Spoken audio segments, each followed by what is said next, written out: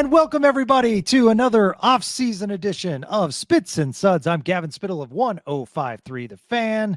So great to join you. I got a message today and another podcaster said, Gavin, it's the off season. Stop doing podcasts. You're making us other podcasters look bad. Sorry, I'm addicted. I'm addicted, especially when there's NHL news. And when there's NHL news, I like to bring on one of my besties. He has been there for you. The feedback coming in more and more is Spittle and Castillo is a pretty good pair. So joining us from D Magazine and obviously his Substack, Star Stack, is David Castillo. How are you, buddy? We trying to break into the Mexican market? Is that what Spits and Suds? By the way, who gave you that feedback? Was it Mike Heika? No, it wasn't. It wasn't Mike. It was actually, congratulations to Joey Erickson. I'm not going to release, but he got a really, really good job, and he hosts the Stars podcast.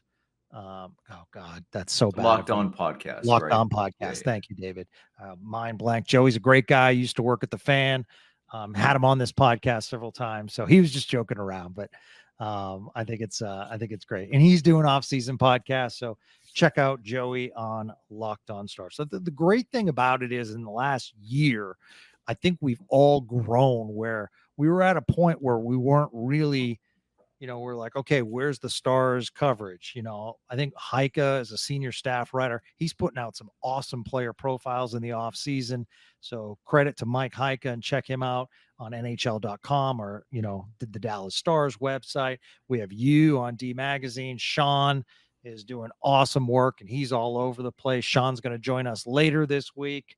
Our NHL insider, Sean Shapiro. Robert's got his own website now. Taylor Baird is doing great stuff. And Leah Simakopoulos has come in and done great things for D Magazine. So to me, David, I think in the last year, we've actually seen a blossoming of Stars coverage. Yeah, I feel like you're actually forgetting some people, and I'm trying to think of who. Well, I mean, yeah. Great point. 100 Degree Hockey to follow all the Texas Stars coverage. Our boy, Steven Meserve, who teamed up with Sean on the latest book, We Win Here. I want to get my plugs in for Sean and Steven. So, there's just, and obviously Heika and Razor's podcast is really good. So there's just I think there is more coverage than we have had in the past. I've always been, listen, I'm somebody that will go to the deepest, darkest threads on the HF boards.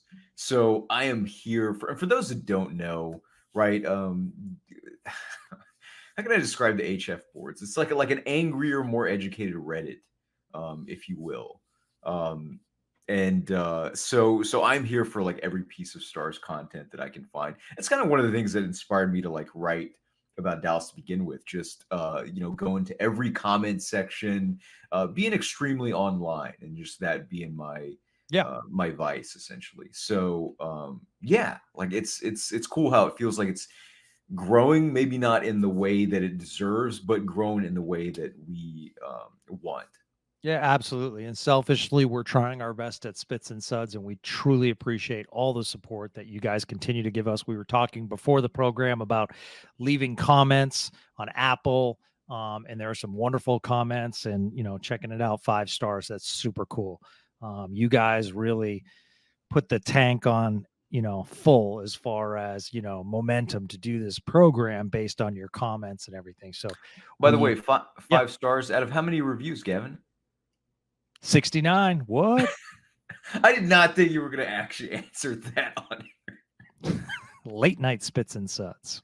All right. Well, anyways, okay. I'm so juvenile. I apologize. It's a good, healthy amount of reviews. That's wonderful. So I think it's awesome, man. I'm hoping we can get up to 100 reviews, because that helps in what's called search engine optimization. So when people say Dallas Stars podcasts, I know. I mean, I grew up on the Three Stooges, and honestly, the Three Stooges never left me. So, my sense of humor, there's a low bar, I think. Yeah. I don't know. What would you call Three Stooges? Like we're No, not here for a Three Stooges discussion, so we can no, I move on think to it's hockey. actually, and we'll get to hockey in a second, because we also want to have fun on this program. We want to laugh. When I do these interviews, I try to give you a different side of these hockey players or people in the personnel department, kind of do a deep dive because, we can throw out the X's and O's, and David is so good at analytics, but at the same time, we really want to expand this platform, so you can enjoy this listening experience. So to answer your question, no, I actually think the Three Stooges would make a pretty good fourth line. And yeah, I still to this day, They could block pucks for days. that's right. I I think it's brilliant comedy, actually. I think, the comedies of the past, some of them, the variety shows, like I remember as a kid watching Bob Hope. I don't know if you're old enough to remember Bob Hope, but like I remember as a kid, Almost. like watching and laughing at Bob Hope. And like, just now you're really sending me down a rabbit hole. But like I grew up on that kind of comedy. So to me, it's like, no, the Three Stooges, while it might seem simplistic and silly, I think it was genius in many ways. Yeah, I mean, I think physical comedy was kind of always like the thing for me. By the way, this is the thing that always takes me out of a podcast. It's when the two people who I don't know start BSing, Oh, and I realize that's the thing that people listen to. And so it's weird being a critic of that, but also like like realizing, hey, this is part of kind of how we enjoy late night podcasting. And if we got to talk about the brilliance of the Three Stooges, I think that's great. Like Jackie Chan, like that was like my guy growing up. yeah, Um, absolutely. No, um, I agree. Okay. Guess we have to talk some hockey. We have not gotten to this, the top wings in the NHL. So the NHL writers and NHL.com are coming out with their lists as far as we saw where Jake Ottinger land as far as top goalies, top wings in the NHL, and a Dallas Star is on the list. Coming in at number 1, Nikita Kucherov from the Tampa Bay Lightning. Obviously, electric, amazing years for the Bolts. Matthew Tkachuk, Stanley Cup winner for the Panthers. Interesting top 2 on the list are from Florida. Number 3, Mikko Rantanen for the Colorado Avalanche. In division, David Pastrnak for the Bruins, drafted right after Dennis Gurianov, but we won't get into that. Artemi Panarin from the New York Rangers. I mean, what a signing for the Rangers. People are wondering, is it going to work out? And it certainly has. He's fit in really well with the Rangers. And then coming in at number 6, Jason Robertson. I think that's really, really strong. And kudos to Jason Robertson, because when you look at the people after him, David, some great names on this list. You have William Nylander, Sam Reinhart, Mitch Marner, Zach Hyman, Brady Tkachuk in Ottawa, Steven Stamkos, Phillip Forsberg, Kyle Connor, who's been a Stars killer. Interesting, right after Jason Robertson, Kirill the Thrill Kaprizov from the Minnesota Wild. So wanted to get your thoughts there. I think it's a fair list, and it's great to see Jason Robertson at number 6. yeah, I really wanted to talk instead about Stan Bowman's genius move to trade Panarin for Brandon Saad. But we can move on. That's okay. Stan Yeah, Bowman. that was not a good trade. All the more reason why he shouldn't have been brought back into the league, but Yep. neither here nor there. I would say well earned. And I think the thing about Jason Robertson is that unlike a lot of, well, not a lot of, but unlike some of those other names, I think Robertson is somebody that has only recently developed his two-way game, and already that two-way game is making a huge impact. It's the kind of thing that like I honestly did not sort of even really pay attention to, because I always assumed that Robertson was a hard worker, super skilled in terms of puck handling and shooting, and that was pretty much it. Like I didn't really like see a whole lot of dimensions in terms of like positioning and stick work, even though we've kind of seen him like puck jack people before. But I mean, like it's entirely possible that Robertson, especially if, say, the top line throughout the year is Robertson with Hintz and Johnston, I think it's entirely possible that Robertson somehow comes close to. It's important to remember for Stars fans to know that players like Datsuk and Barkov, brilliant two-way players, Yeah. never crossed 100 points. They came close, right? 97 and 96, respectively, for Datsuk and Barkov. Robertson could possibly could easily score 90 points and still have that two-way impact. And so I think that's just like an incredible accomplishment for Robertson. And yeah, Stars fans are lucky to have him. You mentioned a great point that I was going to follow up because you're so good, like I said, at analytics. I think he probably get a little bit better, but I really do like the evolution of Jason Robertson's game defensively, especially in big moments. I feel like, he's definitely not a liability out there.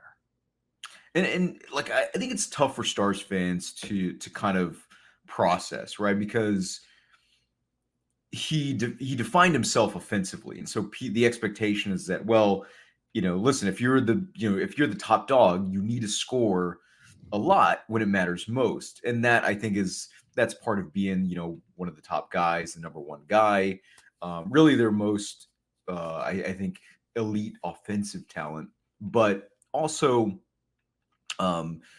it's something that you kind of I think you're okay with if he does not cross some insane threshold, because he's still a relatively young guy. I mean, we're probably at least 2 years away from his true prime, and already this is a player in sort of that's being considered.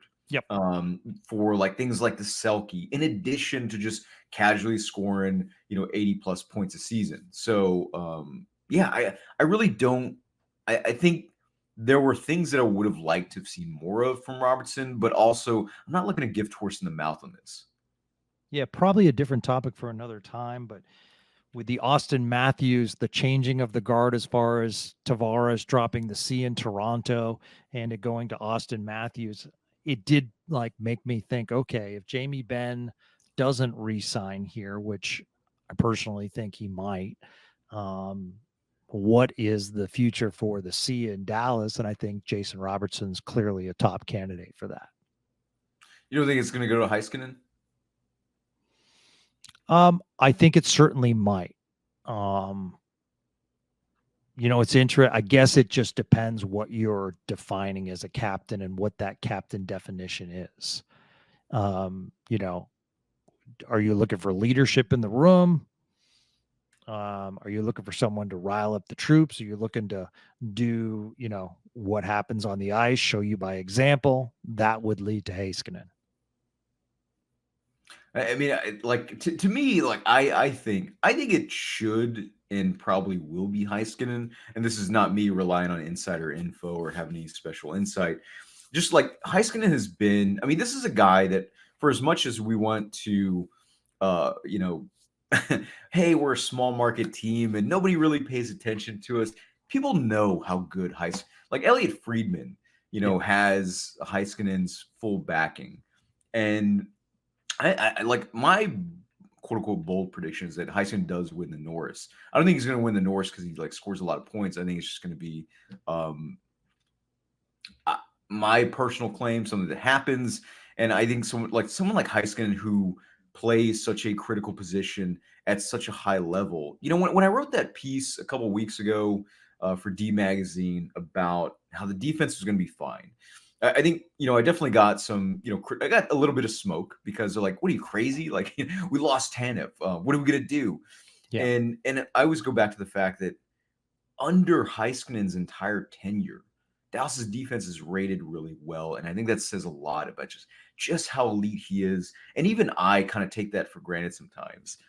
And especially because yada, yada, yada, weak side, strong side, we don't have to have that debate now, but I think he's just too good of a player. In the same way, Austin Matthews, like whatever you think about him, like Austin Matthews is an elite two-way player, Oh yeah, great defensive presence in addition to, a generational goal scorer. Like, I mean, yeah. gamer. Yeah, no, absolutely. Okay, in other Stars news, Matty Beniers of the Seattle Kraken, 21 years old, signs a contract today with the Kraken. 7 years, 49.98 million. I mean, just round it out to 50. But the average per season is 7.14 per season. And you might ask, Gavin, how is that Stars news? Well, it's Stars news because look at the age, 21 years old, who is also 21 years old, whose contract is up and is also a restricted free agent next year, Wyatt Johnston. And there was a lot of battle. Remember when Beniers won the Calder, a lot of people thought that maybe, could Wyatt Johnston be in the mix? So wanted to throw these stats out. 37 points for Beniers last year, 15 goals, 22 assists. You're looking at this year, 37 points this year. Yeah, 37 points this year. The prior year, when he won the Calder, 57 points, 24 goals. Now, those 24 goals was tied for first with rookies.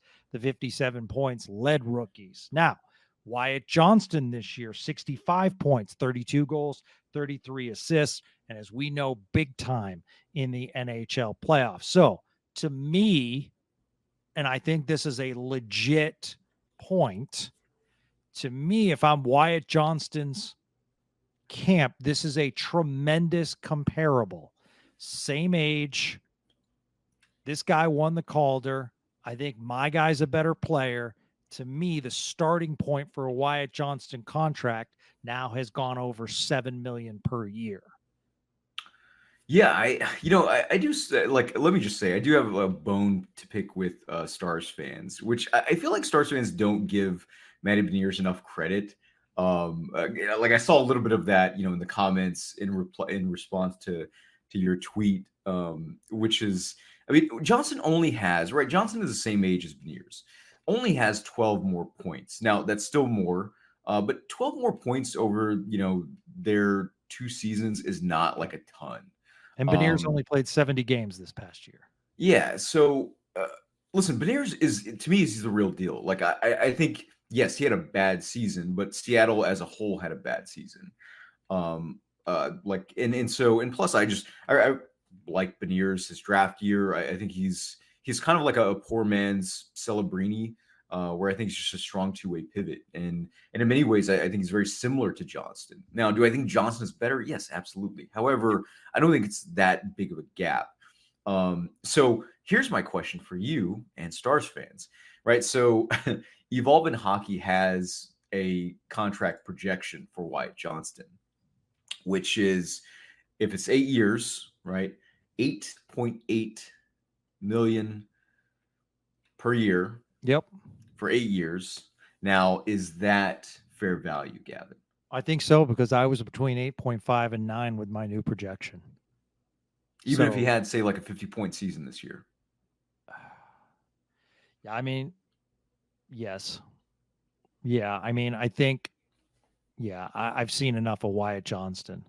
And I think this is why it's an interesting point for Stars fans, because when you look ahead and you look at the new Jamie Benn contract, obviously it's not going to be 8.5 to 9, but they're going to need savings from Jamie Benn if he wants to come back. And this might mean that they part ways with Jamie Benn, unless it's 3 or 4, or some people are saying 5 or 6. Well, you also have Jake Ottinger up. So you have to sign these assets, and they're 2 of your big ones.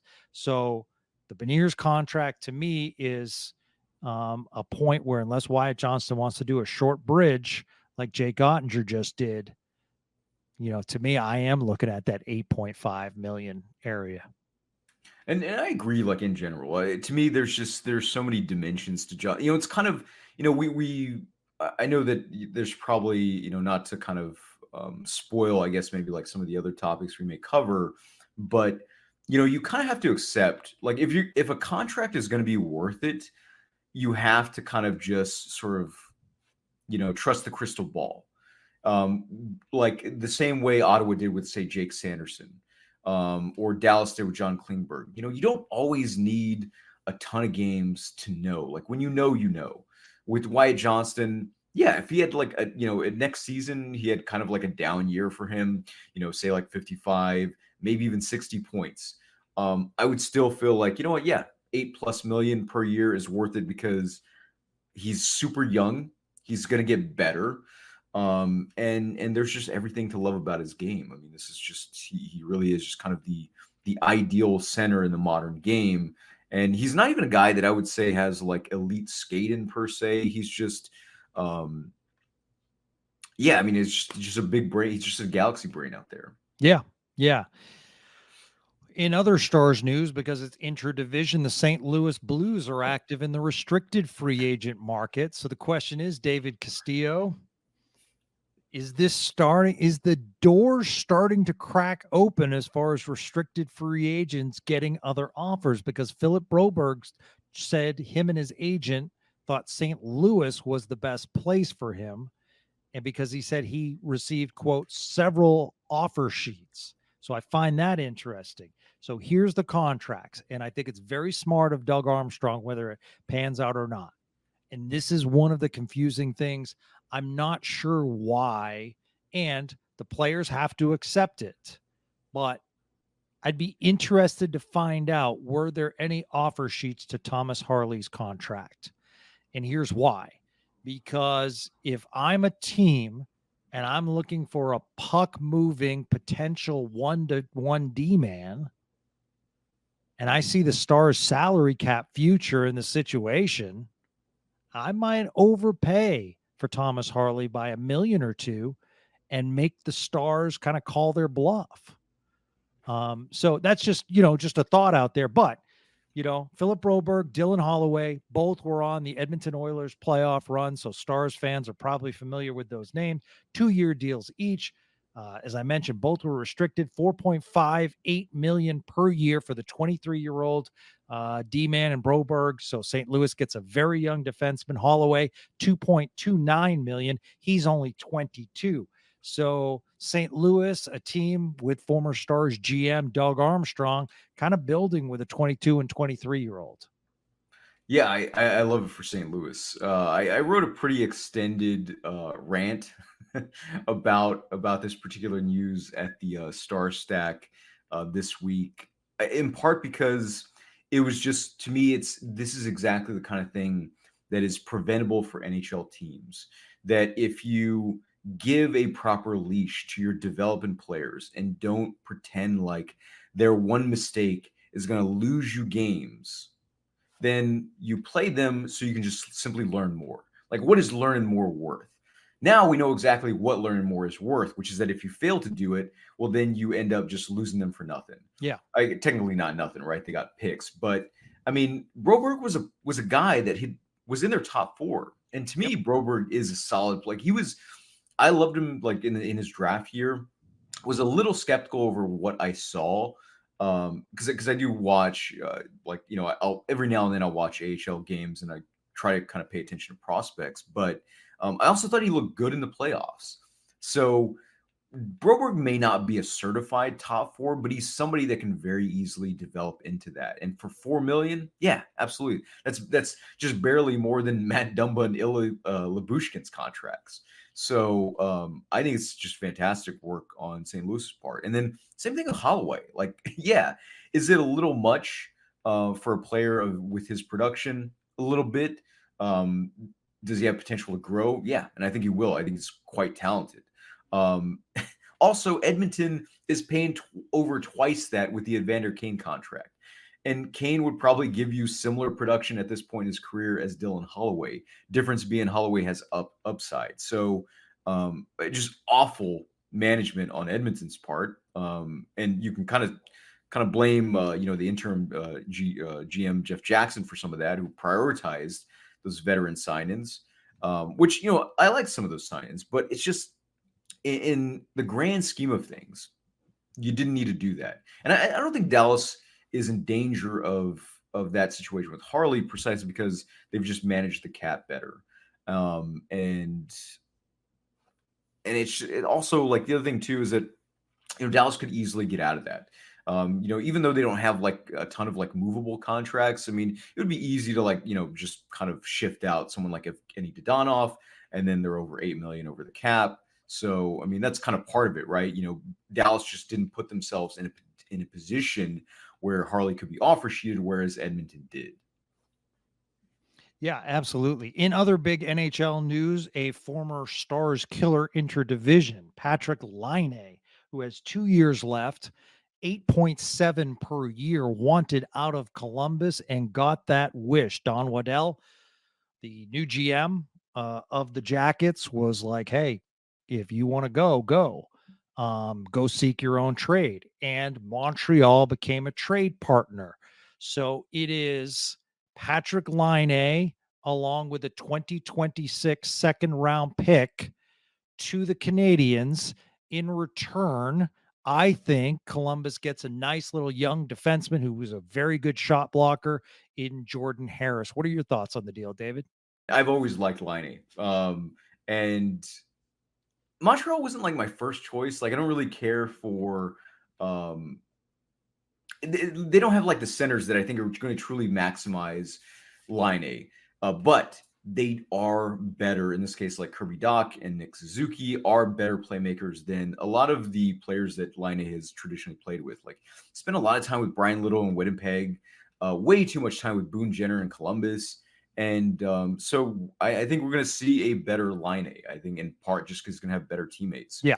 But it's tough. I mean, he's somebody that like I kind of did this. By the way, I did this poll with Stars fans. Would you want Patrick Laine in Dallas? So out of 61 votes, 33% said hell yes, 67% said hell no. So it didn't sound like there were a ton of Stars fans that would have liked Laine in Dallas, but goal scoring is like the hardest thing to do in hockey, and he's one of the very few guys that kind of makes it look easy. It's probably not easy for him, but you get what I mean. And so yeah, I like it. I don't like it. It's ultimately it's just nice to see Laine get a change of scenery that I think is going to benefit his game and thus make the NHL more fun to watch because he is fun to watch. Our friend Connor Horabchik, I had some conversations with him in Winnipeg, and he was telling me one of the more interesting people that he's ever covered. Yeah, I mean, he kind of lives or dies by, sort of his, driven by his emotions, and that's, I think it's okay. I think that's kind of what, some of the best players are kind of driven that way and profile like that. And of course we love, as much as hockey itself tries to keep, suppress the personalities, make them as milquetoast as possible, Laine is not that. And that's also a benefit to hockey fans.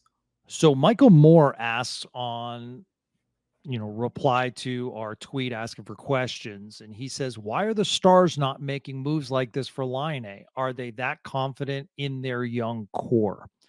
So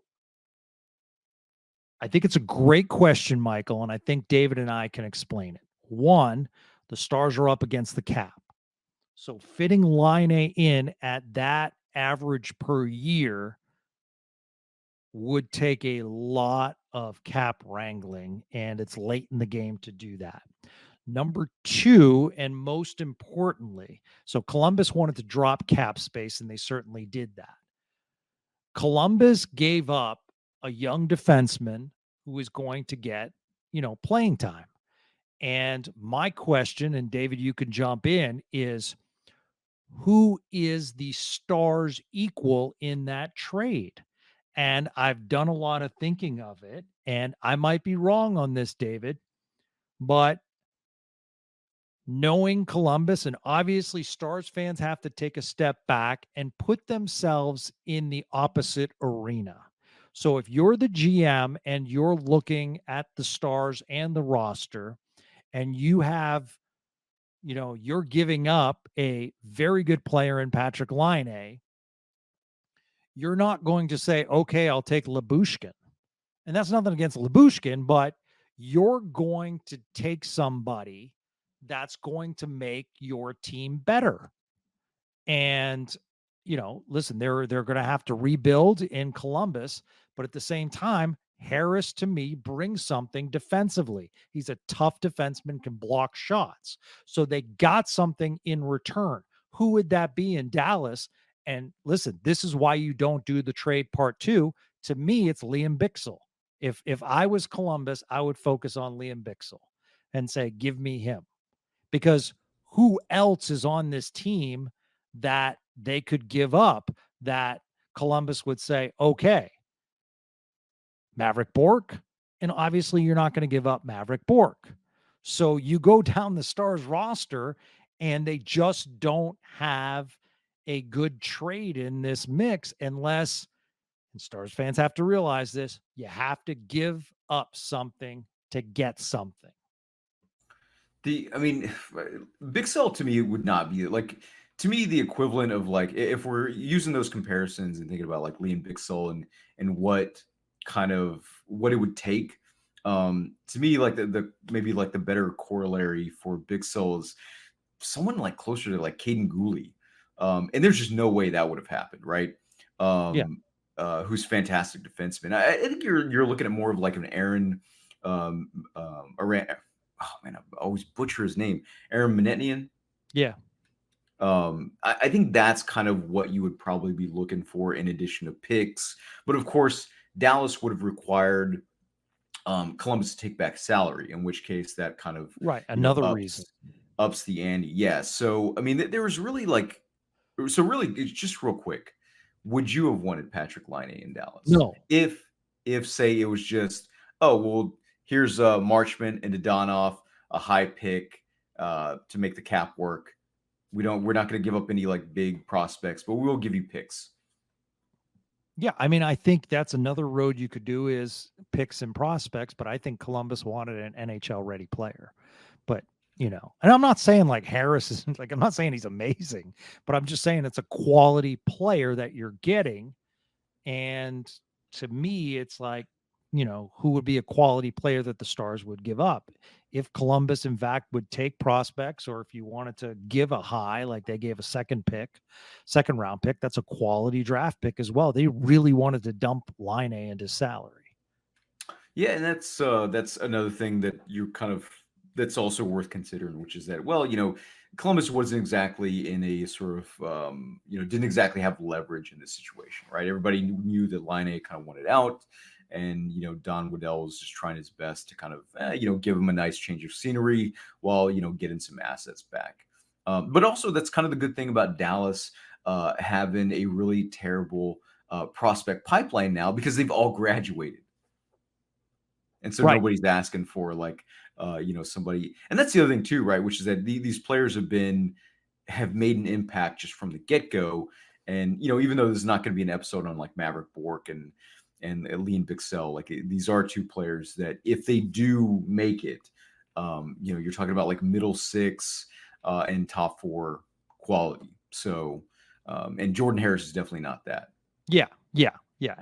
And like I said, I would not do this trade. I would not want Patrick Laine. I think he could thrive in Montreal, but I don't want to give up anyone from the Stars. I think the roster's just fine. Michael Moore goes on to ask, do you see the Stars making any move before the start of training camp? I know there's been some links to them and Nick Robertson.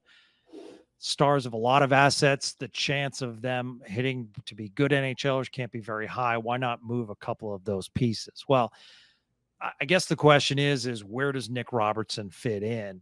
And I think Nick Robertson, to be honest with you, Michael, I think the tie-in is that his brother plays for the team. I haven't seen like substantiated reports that Dallas was way in on Nick Robertson. I like Nick Robertson. The key to me for Nick Robertson is just being healthy. Because I like watching him play, and he's had some very good games against the Stars. But once again, David, I mean, who does Nick Robertson replace on this roster? Dodonov, maybe? I can't really. It's just not like reaching out to me like, oh, who goes in regards to leaving a roster spot open for Nick Robertson. Yeah, I mean, the other thing too is like, Robertson, plays primarily left wing, right? So I mean, you already have, Robertson, Ben, that's kind of confusing.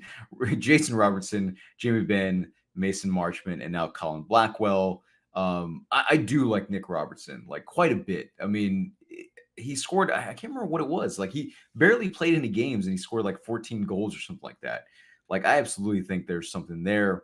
But I mean, the main thing is like, it sounds like a nice potential story, brothers reunited, yada, Right. yada, yada. And I think that's the attraction and the appeal. Dallas is just not, I mean, if there were a way to sort of just magically switch Mason Marchment and Nick Robertson, would people do it? Would you do it? I might give that a whirl. Although after last year's Mason Marchment cut down on the amount of penalties and, finding that, gel on a line with Sagan and Duchesne, that might be much tougher than a year ago. I mean, I'm not even sure I would. And I'm a big fan of, plus we know that, the organization kind of loves Marchment's unique brand of sort of rough and tumble hockey. But yeah, I would love to see it. It's not going to happen. Yeah. No, good point. All right, Marcia G. Hey, look forward to the season starting sooner than later. So do we, Marcia. What is the schedule leading up to the actual preseason games? As far as that's concerned, the Stars will be starting training camp. I just want to get this right. September 18th to 21st, and they will be doing it at the Comerica Center in Frisco. Yes, September 18th through the 21st. So that leads you kind of up to the preseason. So that fills you in on that question. Thank you so much, Stick Tap, to you for listening. Let's see. I'm not going to read that Twitter handle, but the question I will. Thoughts on the Blues getting Broberg and Holloway from the Oilers via offer sheets? We talked about that. We both feel as though it's a good move by Doug Armstrong, getting two young players and kind of like building a roster. And St. Louis has some interesting pieces now. Chris Stabkoven says, I personally think Seattle overpaid for Matty Beniers. I'm curious to hear your thoughts on it for sure. David disagrees. I like Matty Beniers too. So I'm going to disagree, but I can also see after that second year, Chris, how you might think that. But I think he brings a lot to the table. And I thought David's point is excellent. When you look at the point differential between him and Wyatt Johnston, it's not that far off. And the other thing too, just real quick, is that, I think also it's kind of the, I think teams are getting better at sort of realizing, kind of identifying right player and peak production window. Yes, it's quite possible that analytics has factored into this new trend of teams realizing that, hey, maybe we should, pay these players more during the prime of their careers rather than the twilight of their careers. Yeah, absolutely. Chris Barnard asked, PTO invites, any you want. The roster is going to be released soon. I think we need to see them on the ice to make those decisions. How they gel, how they fit in. Isn't Phil Kessel still looking for work? Yeah, man. He never officially retired, right? I'll take Phil Kessel. Call me crazy. I think I would too. I did want to mention Colin Blackwell intrigues me as a fourth line piece of this team.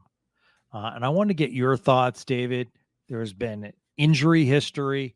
I love the backstory. Going to Harvard, growing up a Massachusetts kid, fighting his way up to the NHL level after some AHL stints.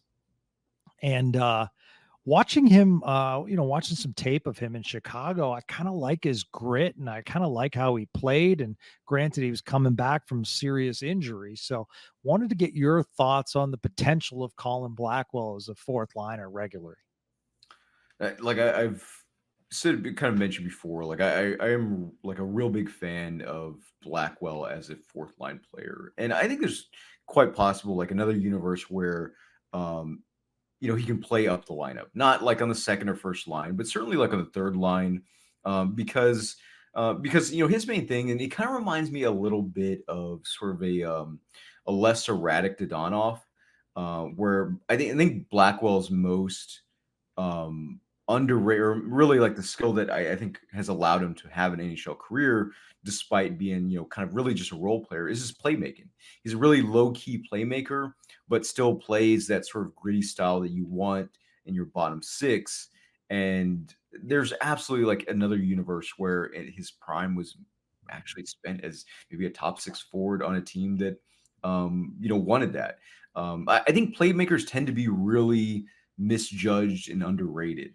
They're the players that I think are easiest to miscalculate for teams. And probably one of the reasons why Maverick Bork was, went 30th overall. Yeah. So anyways, yeah, love the guy. Chris, we'll try to get you an answer on the PTO on a future podcast. Brian Schofield, we talked at the beginning of this podcast about creativity and, simplistic genius, let's just say. The Twitter handle, David, is at his Brian Schofield at Sco and Tell. Nice. Oh, that's fantastic. Yeah, it is fantastic. He says, Harley contract, bridge or long term. And what do we do with D pairs? Split up 4 and 55 so they can do what they do best. I think the 4 and 55 debate is one of the top, probably stars debate between fans. Yeah, man, it's. I would love to see. I mean, I don't necessarily know what the ideal pairs are until we see them play. But I think at minimum, I just want to see Heiskanen just for a little bit. Doesn't have to be a long time, just for a little bit on his strong side. And I realize in the end, it's probably going to be Harley with Heiskanen and Dumba with Lindell. But the thing with like mixing up the defense pairs is that whatever they do, like Lindell is always going to be in the top 4, and so that kind of prevents them from maybe kind of tinkering the way they would want. Right? It's either going to be Lindell with Heiskanen or Lindell with Dumba, and that's going to be your top 4. And I think it's fine. Like I'm not like necessarily like complaining, just that you're not going to see Lindell like on a bottom pair with like Nils Lundqvist, no matter how much sense it makes in your head. Yeah. Great point.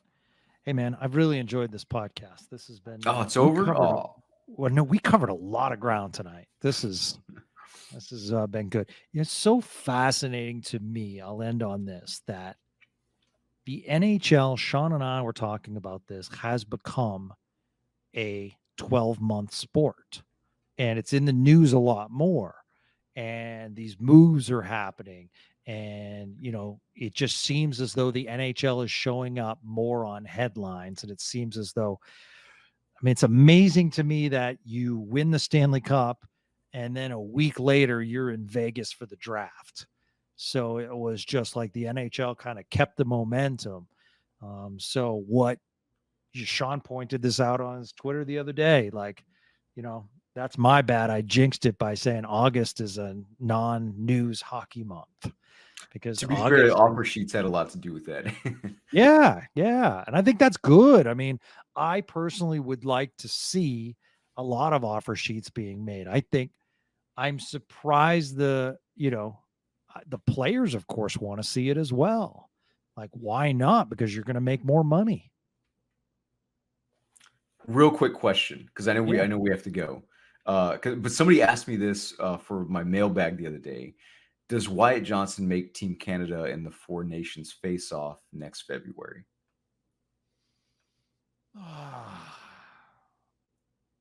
Would you put him on there? No. Okay. All right.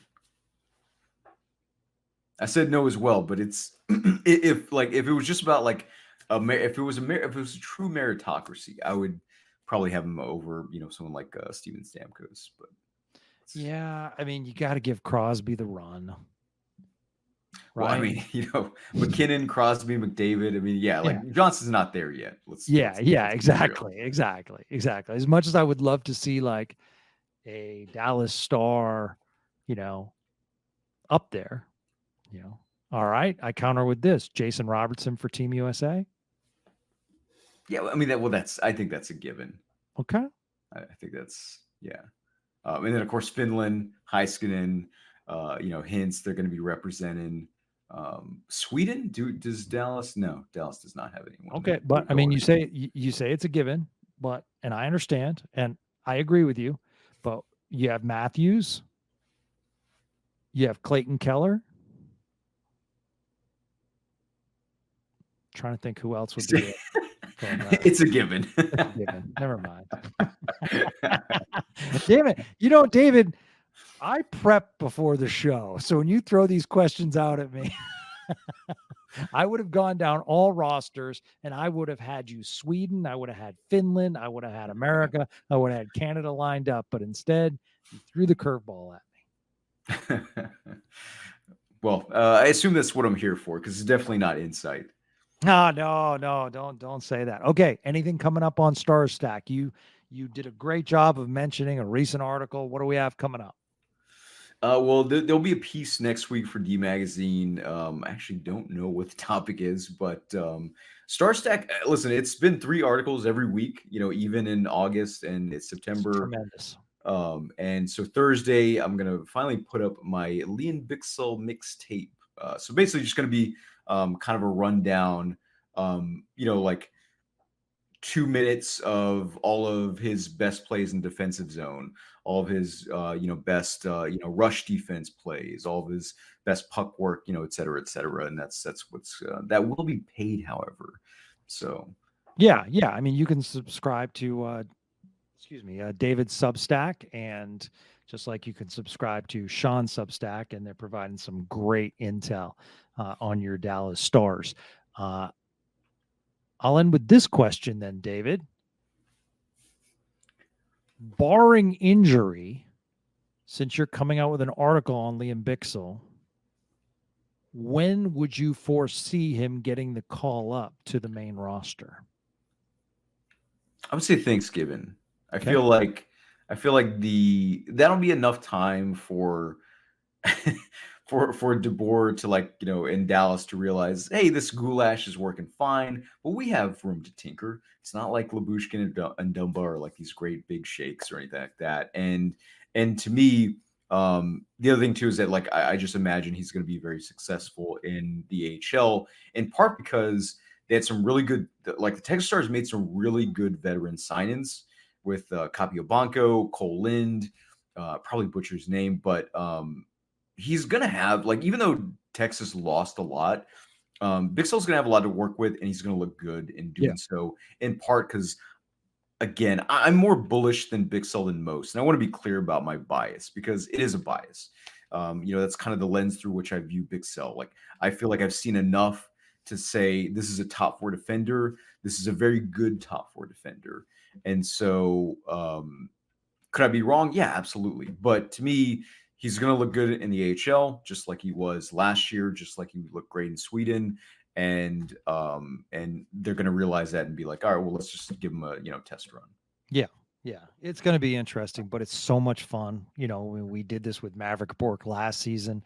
The fact that we get to do it with Bixel this season, as far as when the call-up's going to happen, and the fact that you can do that with a potential Stanley Cup, final team, up in the NHL, that's a amazing blend that doesn't always happen. So kudos to Jim Nill and his staff. All right, my friend. Thank you so much. As always, David Castillo, check him out next week. He'll have a article dropping for D Magazine. You are a beast. He also loves the Three Stooges, and he will talk to you exclusively about Gladiator 2 trailers. So you can talk interesting stuff with David Castillo of D Magazine. And once again, the Substack is at Star Stack, where he's putting out 3 columns a week. Thanks, buddy. Thank you. And don't forget, we talked about it at the top of the podcast. If you could leave a review, that's awesome. If you could spread the word to Stars fans, hey, there's a Stars program that's doing off-season shows, that would be great. It's all up to you guys. We try to push it out as much as possible, but if you could spread the word, that would be great. At some recent 105.3 The Fan events, Tolos, which is Turn It On, Leave It On listeners, have cornered me and said, what do you think of the Stars this year? And it's so cool to sit. And I got an email today. Hey, Gavin, do you want to meet for a drink and talk hockey? And the answer is absolutely, I do. Frosty's on me. as a thank you for listening to 105.3 The Fan, and as a thank you for supporting Spits and Suds. So for David Castillo, who's always a beast, I'm Gavin Spittle. We'll talk to you soon. Have a great day, everyone.